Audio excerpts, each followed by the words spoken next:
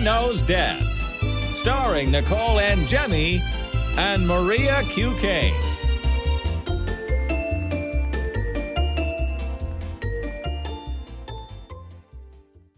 Hi, everyone. Welcome to Mother Knows Death. We have a bunch of stories to get into with you guys today, so let's get started with the latest of an arrest of Home Improvement star Zachery Ty Bryan, an ongoing investigation into a high school coach who went missing when he was being investigated for child pornography, some news into the legalization of substances that used to be considered illegal drugs, and we'll finish off with an Italian man who was cosplaying his dead mother.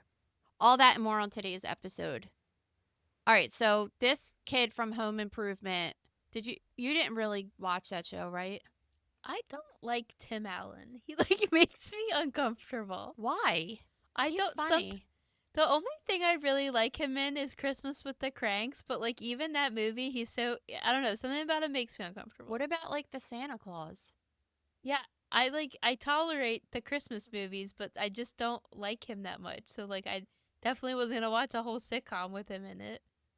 He reminds me of our friend Phil so much. They have the same exact kind of humor. I don't know. I like it, but anyway, I just didn't love that show, but I feel like I saw it a couple, you know what I mean? I've seen it. It just wasn't my scene.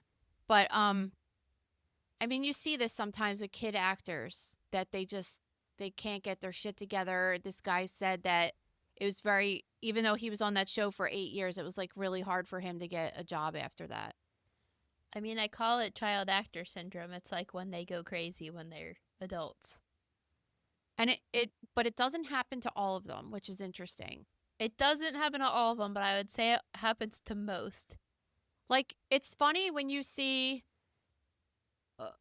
I just wish they would do some kind of study or something to see people like Miley Cyrus, obviously is super successful now. Jodie Foster, people that were doing it since they were kids and just never really got sucked into that crap. Miley Cyrus had issues for a while, yeah, and so did Drew Barrymore. She didn't have, Drew Barrymore did. Miley Cyrus didn't have anything like that. She had a mental, I don't want to say a mental breakdown. She had a situation from the transition to Disney to being an adult. Yeah, and but it wasn't drugs and shit like that. She wasn't strung out like Amanda Bynes style or anything like that. No, she wasn't like Amanda Bynes, but I'm not gonna sit here and be oh, she didn't have any problems at all. I mean, she definitely had a couple year period where she was doing crazy shit, and people were used to seeing her as this Disney Channel star, and then she was just trying to be a regular 20-year-old. And I understand what this guy is saying, that he had a hard time getting roles after that, because A, you're either going to get typecast and play the same character the rest of your life, or people are oh, you're too big to be on the show or whatever, and then you're just totally screwed. Sometimes getting a series is a curse and not a blessing. The other kid that was in that show, what was his name? Remember he played the Lion King, the voice for one of the Lion King kids? On Home Improvement? Who's the Simba, right? The little one, the baby? I think he did Jonathan. Jesus. I didn't watch Home Improvement. I have no idea who's on the show. So I think one of the kids was the original voice for Simba in the first Lion King movie. Okay. So Jonathan Taylor Thomas or something. Okay. It's something like that. So what I'm saying is his brother on the show seemed to get a little bit more successful than him, which also probably messed him up a little bit because they had kind of the same job. And then, the one is, I don't know if that kid, I feel like he because he was cute. Wasn't he on the Teen Beat magazines and all that stuff? Well, this is totally off topic from what it's not. We're trying to establish a base of why this guy looks like he now possibly does meth. That's all that's where I'm trying to make the Okay, so the point of talking about this today is that Zachery Ty Bryan was arrested for the 6th time in the last 5 years. And it's the charges are just all over the place. So this particular arrest was because he violated his prior domestic violence conviction, So then earlier this year in January, he was arrested for domestic violence in South Carolina, where they kept saying the woman in this case, which seems to be the woman he's with. They have children together. So he allegedly, or not, I guess allegedly, he was convicted. He choked her, punched her in the face multiple times. So they're saying they think this woman is his fiance. She was also just arrested with him and facing 5 charges for driving under the influence. Shocker.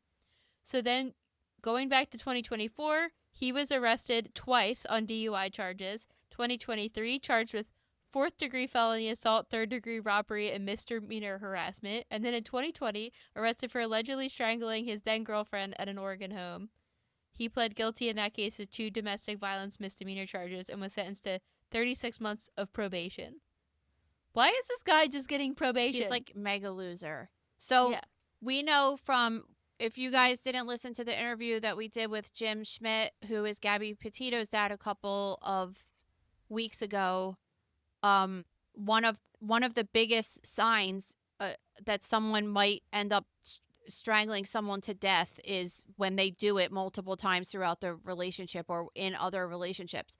So this guy has gotten arrested at least twice for strangling someone. So who knows how many times he's actually done it, right?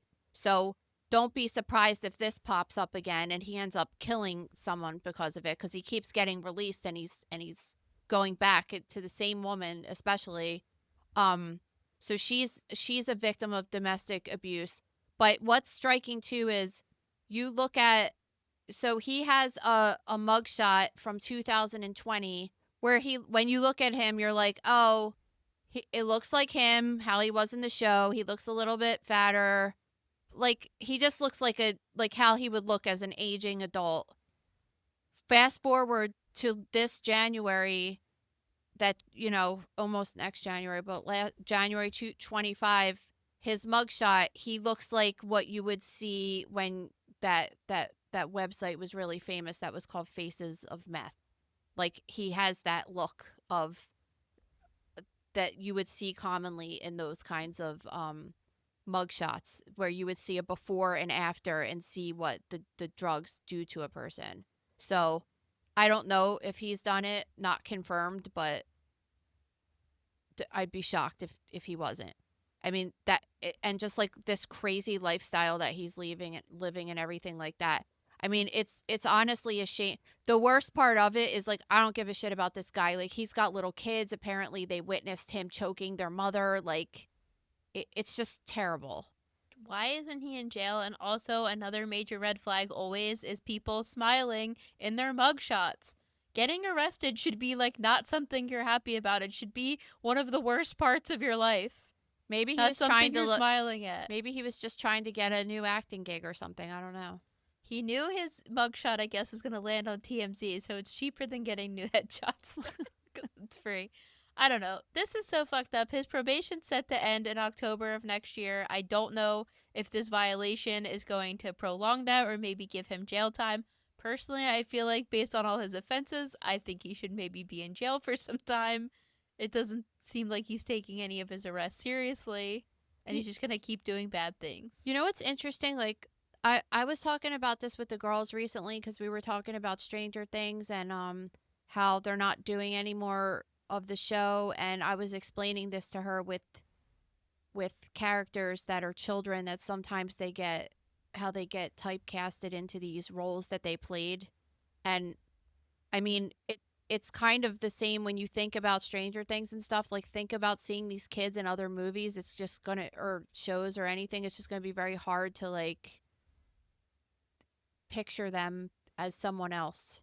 Well, the only time I've ever seen anyone from Stranger Things be in something else was Steve Harrington was in the most recent season of Fargo last year, and he was playing John Hamm's son, and I think he was a cop in the show. But, like, it was it very weird? Different. Yeah, it was weird because I'm used to seeing him, and I think that's the problem some of these actors face, because they're on this show that's super famous. Think about Daniel Radcliffe in Harry Potter. He had such a hard time getting work after Harry Potter because he was Harry Potter. Like, and everybody's like, all anybody's gonna see is Harry Potter. And then he ends up doing this scandalous play where I believe he was naked. And then I saw him later in this movie where he was playing a skinhead. And it was crazy because I'm like, Who wants to that's see him naked? He's so that's Harry scrawny. Potter playing a skinhead, you know? Like, Yeah. I'm not thinking. I was explaining that to them with like Macaulay Culkin was a good example. Cuz I was like, that kid, like when that movie came out, it was just like he's Kevin from Home Alone. Like I don't. And what's interesting is that his brother has gone on to become a more serious actor. Yeah, I mean, his but I brother don't. was just in Succession, which was huge. He was just in a movie He that was won, nominated like for he, a bunch of stuff. yeah, he wins awards. Like I saw him at an award show or something like that, and you know, it's just, and he's in Home Alone too. You know what I mean? But he's only in it for a couple minutes. He's but- only Fuller, so. Yeah. But it's just like it's just a shame because it could go really well. It's the same with Millie Bobby Brown. Like I don't know, maybe for a woman it might be a little bit easier because she could really change the way she looks a lot more. But I think about like Mike, for example. His face is just so like Stranger Things. You know what I mean? I feel like if those kids are going to go on to do other work, they're only going to be able to be in horror-esque things. I think like that. I don't think they're going to have any shortage of work. Or I mean, like that show could do spinoffs and this and that. There's a lot of stuff. I don't think that it would go bad. It's just like a thing that you have to think about with kids. And It's just weird because it happens to, I guess it does happen to kids the most because I'm thinking of other actors that are in big show. I mean, John Hamm's on the top of my mind this morning because of another show we listened to just covering something with him. But I think of like, he was in Mad Men, which was this powerhouse show. He was cast as this very particular type of character, but then he's gone on to do a million other things. And I'm like living in a world where I'm like, yes, that is Don Draper, but that is also the guy that's in Fargo playing Steve Harrington's dad and the guy that's in The Morning Show. You know, like I'm not just thinking of him only as this one being.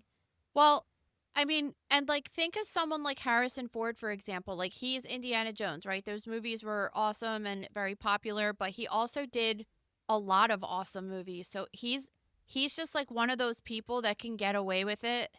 And Maybe it depends on the acting ability. Like Yeah. maybe your acting is only so for that one character and you can't go beyond that scope. And like, I mean, talking about Home Improvement and stuff, it was like,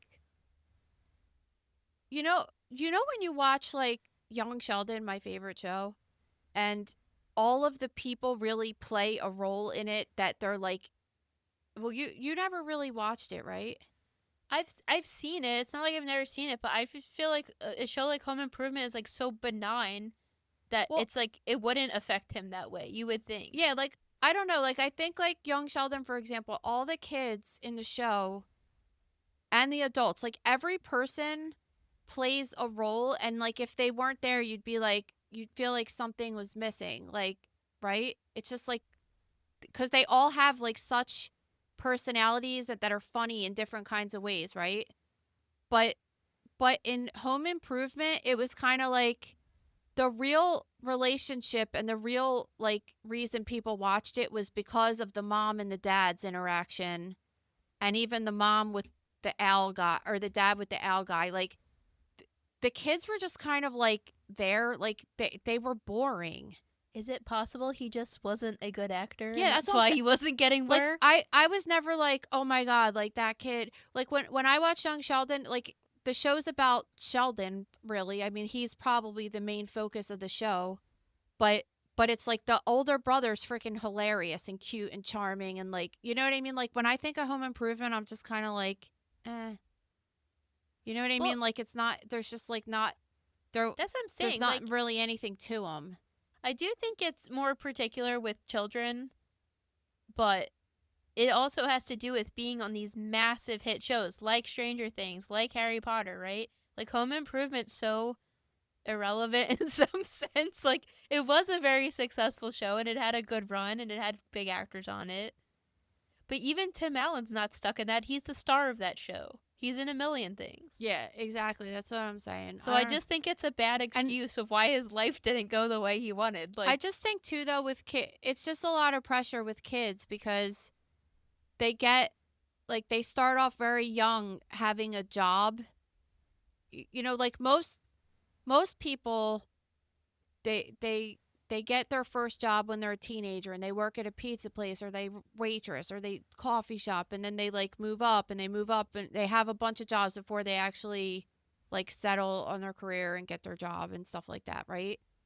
They're getting like their job after 6 years of college and 10 years of working when they're 8, right? So it's like if they don't go up from there, then they're only going down, which is they'll be down like to our level. You know what I mean? And they're starting so high that like if they don't continue to keep jobs making that money, anything's going to make them feel like a loser, you know?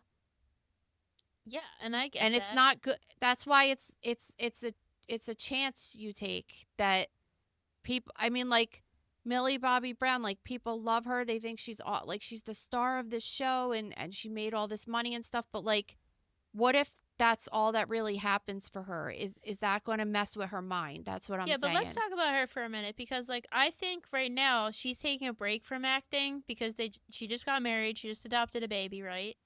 So I think actually if she separates herself for a couple years from Stranger Things, she might be able to go on and have a very successful acting career because it's separating the time frame and she's not as fresh in everybody's minds as like, oh, that's 11 from Stranger Things. Yeah, and she'll grow and mature and look different. I mean, she's still at that like kid stage. I know that she's 21 or whatever, but she's also changed her last name to Bon Jovi, so well, Bon Jovi, whatever the real pronunciation is. Listen, he's cute.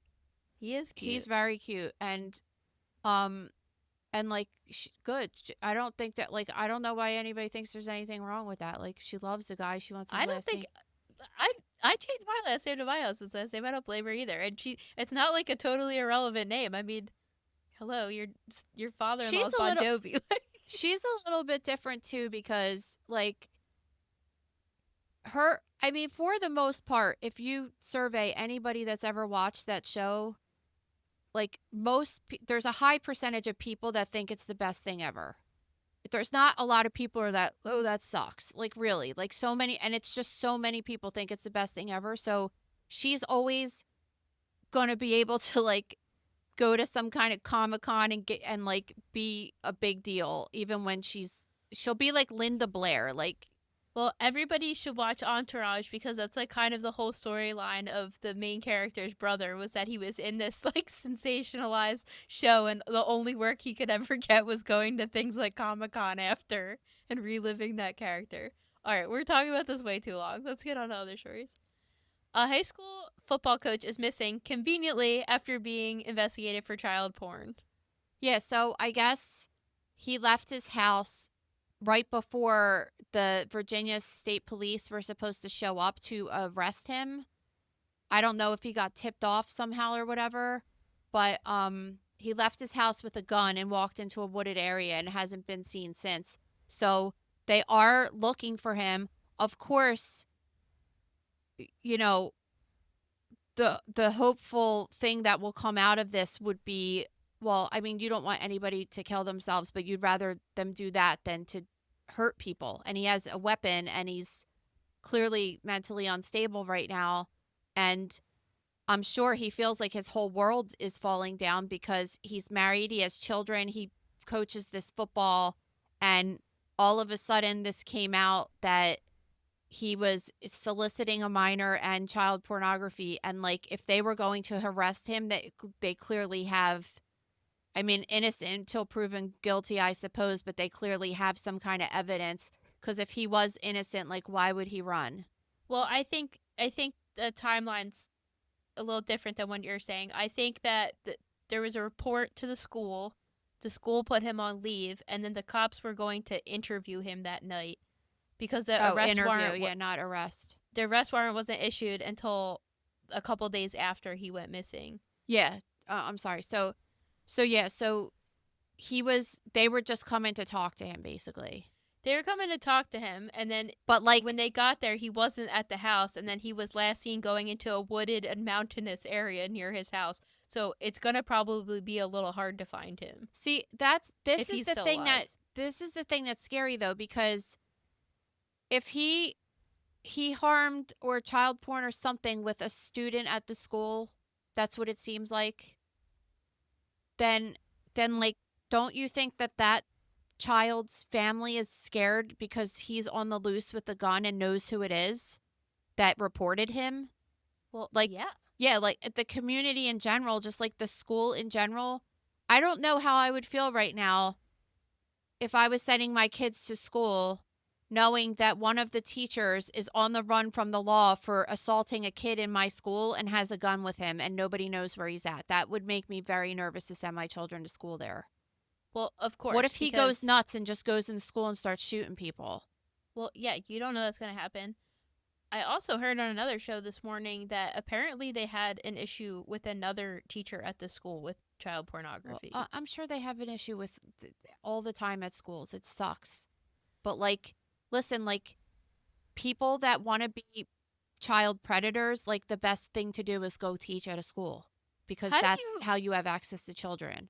How do you feel about this as a parent too? So apparently the day after he went missing, the school issued an alert to everybody saying that a staff member, they didn't say who it was. They just said a staff member had been put on paid administrative leave. I think it's bullshit because investigation. if I got that alert right now, I would be like, well, who is it? Is it one of my kids' teachers? Because I want to know. Exactly. Like, are they, like, do they not legally have to disclose that? Because it seems irresponsible. Because then what? Well, Your at kid comes home my from kid's school? last school, they fired a teacher and didn't even tell us about it, and we heard it through the grapevine. So Yeah, that's what I'm talking about. And like, also, it's just like, so what? Your kid's gonna come home from school that day, and you're gonna be like, which one of your teachers wasn't there today? no, that would really, like, I guess they have to disclose it. Maybe, I don't know, but like, think about, like, if I just got an alert like that right now, like, I'm not going to see my kids for a couple hours. I have no, like, the knot I would have in my stomach of not being able to talk to them. And then on top of that, like, kids don't always tell if something Yeah, of happens to course. them.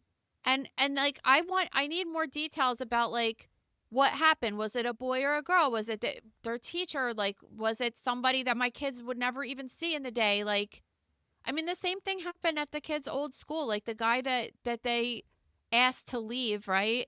It was just like he was being inappropriate. It wasn't, I didn't even hear about it, but when I did, it was no one that my kids really had interaction with because it was an older teacher. But he was still allowed to send his kids to school there, so he would still go there every day. I just thought it was so weird. And I just was like, this has to just be a thing in our society that's just, like, not okay, and it's never okay. And we need to really be, like, mean and shun people that do it. And his wife had gone on social media and wrote a post that none of these claims were true and this and that. Well, she deleted it, so. Well, she deleted it because probably as the cops have been building their case, they probably went up to her and were like, look what we found. Look what we found. Exactly. And like, obviously, like, if someone said that about my husband, I would be like, no, that's absolutely not true. Like, because, you know, like, people, you think of a pedophile as being somebody that's, like, in a van with weird glasses that's creeping around and asking kids if they want candy and puppies to come into their van. Like, no, it's the people that you least expect, that, to the point, like, lots of parents say they trusted their kid around that person because they were so nice and they cared and this and that. You know what I mean? Like, Well, I would say if she, I could understand if she really didn't believe the claims were true, standing by him. oh yeah, But the I fact believe that- it too. Like, I mean, she looks like she was living a typical suburban life with the husband and the kids and the white picket fence and the football coach job, and like, she didn't want to But, like, believe it. But If you were innocent, would you immediately go in a wooded area with a gun? I don't think so. And also, if she would still continue to back him up, now knowing these claims were true, like if the police have presented her with evidence saying we know he did it, and you're still defending him, you're a fucking terrible person too. yeah, well, So, wait, like, that, I mean, that hasn't happened yet. So yeah, so we'll try to keep updates on this case. I'm sure After we stop recording this, there'll be a major break and then we'll have to Oh, wait. there always is. Always. This episode is brought to you by The Gross Room. So this week's high-profile death dissection we did on Anna Kepner. If you recall, she's the teenager that was found dead on a cruise ship recently. So we go through the case and we discuss all the details of the case that at least have been given to us by authorities so far. And also we talk about the autopsy and what they likely saw at autopsy based upon what the medical examiner said was her cause of death. So check that out. We do a new high profile or celebrity death dissection every week. I don't know who we're doing next week. Sometimes we know ahead of time. Other times we're just like whatever's happening. If this guy right now ends up, the guy we were just talking about ends up dying in a weird way, we might talk about him. Just like kind of stay on top of the current events. So check that out. Head over to thegrossroom.com now to sign up.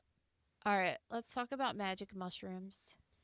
All right, so New Jersey has advanced a bill to legalize magic mushrooms. How do you feel about this? So I'm not against it if it's what I think it is. I'm not 100% sure because when they say they want to legalize things like that, it makes me nervous that, oh, they're going to start selling them in the weed stores, which, I'm against that. It says Actually, adults over 21 would have access to the drug for mental health treatment. Yeah, but is that for like you can go in a store and get it to treat yourself, or is this in it? Because if this is in a controlled environment with doctors and therapists, I'm totally okay with it. It just depends. So I have a funny story about the whole weed situation though. I had to take Lily into urgent care this weekend because she was coughing a lot and she had an ear infection. And on the way out, I walked into the waiting room, which stunk like weed because everywhere stinks like weed right now. But specifically next to a woman who was checking in at the desk, and she just like it was in her clothes coming out. And to me, it's like when you smell that, it's like they just smoked it, right? And she's coughing, and the lady's like, "What brings you in today?" And she's like, "I just can't stop coughing." And I'm like, "Is it because you just smoked weed?" Like in the car. Can I just say, I don't understand. I smoked weed for over 10 years, and I don't think my body ever smelled like it. Like, how are people's physical 'Cause if bodies you do it smelling in the so car, strong? It's in the car. Like It's just insane. get a vape pen. Jeez. All right. So, So I guess this psilocybin is the chemical that's in magic mushrooms, and this would be in a really controlled environment, which I'm okay with because it's supposed to be an alternative for people, especially those who have depression and PTSD and things like that that aren't getting better with routine treatment, therapy, medications, etc. I think it's great if it's in this situation because lots of studies have shown that it makes a great improvement, and also it doesn't appear that you need that many treatments of it. And when they give it to you, it's like they're measuring the exact amount that you're getting. You're going to be there all day getting this treatment in a comfortable room. There's going to be therapists talking with you throughout the time. Like if that's the case, then like I actually want them to make this legal. I just get scared because of like the rapid decline, as far as I'm concerned, of what's happened, at least in New Jersey as well, where I live, that you're just like, there's now more weed stores than alcohol stores as far as I could see. There's just, at least maybe in my area, it's just like there's one on every corner. It's out of control. Everybody's high and driving all the time. Like it's noticeable for anybody that's not high that's driving.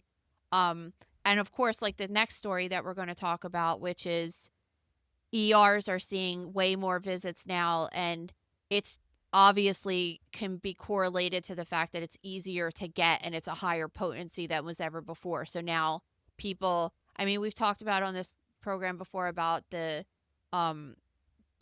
people that are having psychosis and things like that with it, but also in this particular case we're talking about cannabinoid emesis syndrome, which is when it doesn't happen to everyone, but it happens to some people and an increasing number of people who smoke weed, that they're getting this unbearing, like uncomfortable nausea, vomiting that it they have a difficult time treating because it doesn't present like a GI illness typically would. So they don't really have any kind of way. They could give drugs to treat it, but they don't have an actual treatment for it yet. Well, speaking of the Santa Claus, didn't we cover that the guy that was like the main elf in that movie had this problem? Oh yeah, Bernard. Yeah. Bernard. Bernard. Yeah, I but forgot a about. while Yeah, I ago. know that we did talk about this. So I don't know, like, and I guess it's weird because the way that the article is written is just like, oh, there's this new thing, new side effect, and it's like, no, it's not a new side effect. There's been studies done to see like why some people get it and why some people don't, and one of the most common things that they saw in people that get it is that it's people that use it frequently, like everyday smokers. And the good thing is that if you stop smoking weed, it goes away. So it's not like something you have forever. But if you do get it and then you still continue to smoke weed, you can get episodes of it. And like, you have to think, if the emergency rooms are saying they're seeing like hundreds of % increase from years past, it's bad if people are going to the emergency room, because if you just had a stomach ache, you would take a Pepto and like sit down and go to sleep, right? Like, no, it's bad to the point where people are like, something's terribly wrong and I need to go to the emergency room. And I imagine that because, you know, when you feel nauseous, it's like the worst feeling in the world. And like I said, they don't really have a sure way to treat it. One very interesting thing that happens is that sometimes putting heating pads on people or letting them immerse in a hot bath can control their symptoms and makes them feel better. So that's actually one of the ways that doctors diagnose them with this condition, is that if someone's presenting with like, because I mean, anybody could come in and just be like having nausea and this, and they could have like, Like a virus they or could have something. Crohn's disease, or they could have celiac, whatever. Like, they could have a GI virus, norovirus, anything. So the way doctors differentiate it is like, if these people keep having these episodes and then they say, well, if you take a hot bath, does it make you feel better? And then if people say yes, then like they're like, okay, that, and you're a chronic weed smoker and this and that, and then that's how they put the picture together. But it's just like, it's an unforeseen thing, just like everything is going to be, of a side effect that people didn't really realize happened just because people could get it easier. And they've nicknamed it scromiting because it's a combination of the patient screaming and vomiting while the episode is occurring.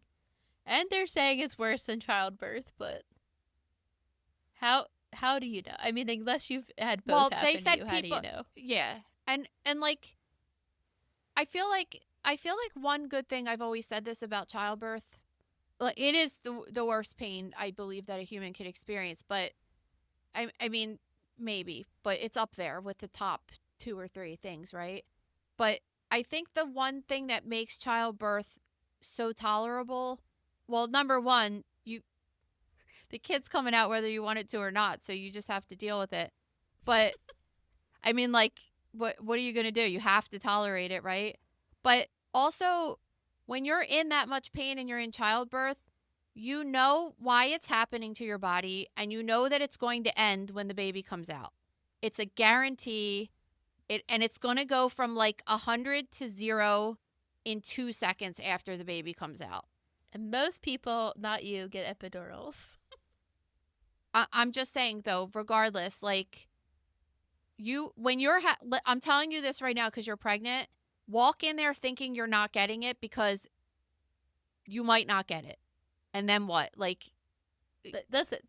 there's no such thing as a guaranteed pain-free childbirth. Like, it's totally false. It depends on lots of different things. If they're busy, if they're this, they will let you, it happened to me, they will let you deliver without an epidural because whatever reason, they can't get their shit together, they don't think you're as dilated as you are, whatever. So like, listen, I'm fully prepared for that. I'm also interested to see how my experience is going to be, because my friend who also had pretty severe endometriosis was like, of course it hurt, but I kind of just felt like I had a really bad period. yeah.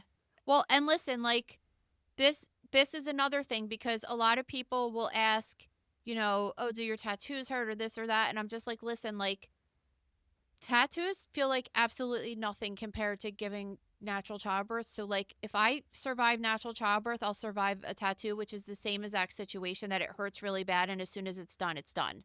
Like, Yeah.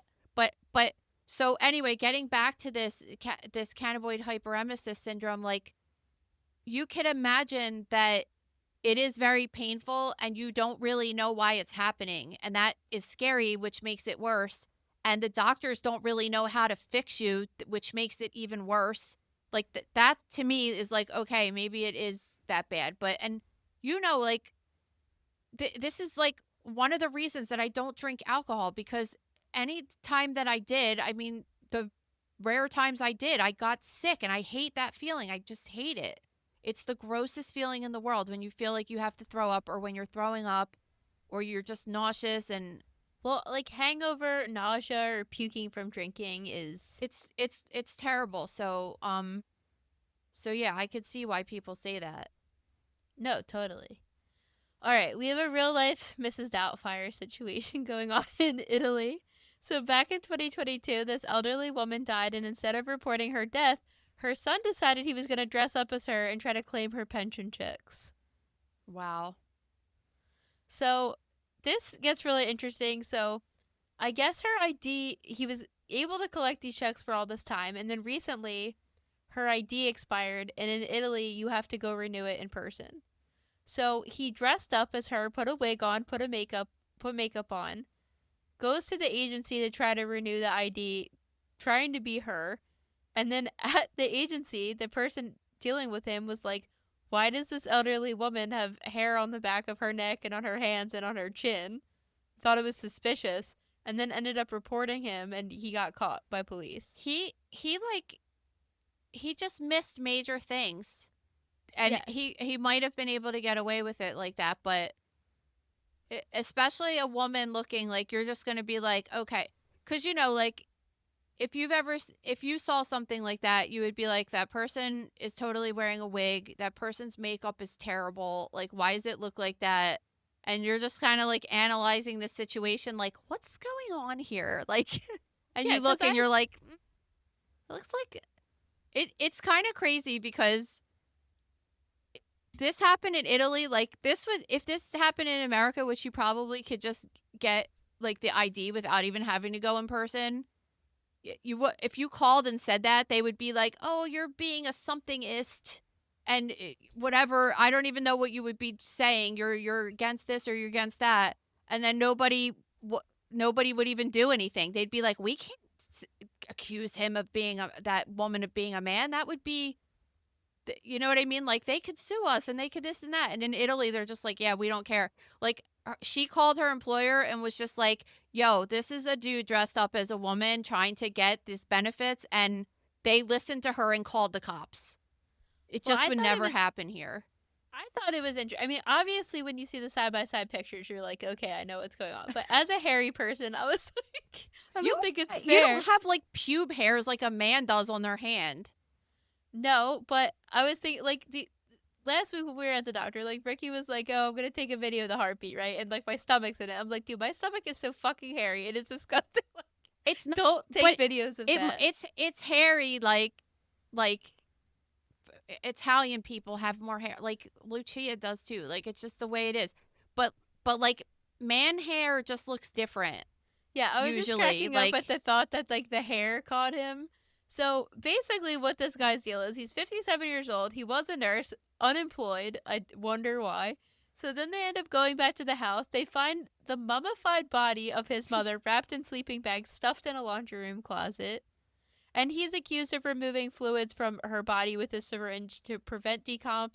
And an autopsy has been ordered to determine exactly how she died. So, well, I guess now he the was a results are nurse, so he pending. would have a little bit of knowledge as to how to do something like that, maybe, and also access to syringes and things. I mean, clearly they saw something around the apartment that made them think he was manipulating the dead body.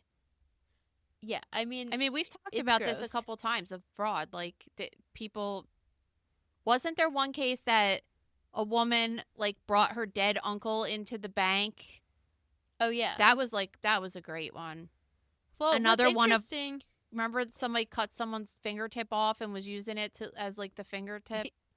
Yeah, and what's interesting is this article was saying this is like kind of a problem in Italy where people are dressing up as people trying to get like in these fraud schemes or trying to get their pensions. So I don't know if anybody's gone to these lengths, but it's been happening and it's an issue. Yeah. Well, good for Italy for calling this out.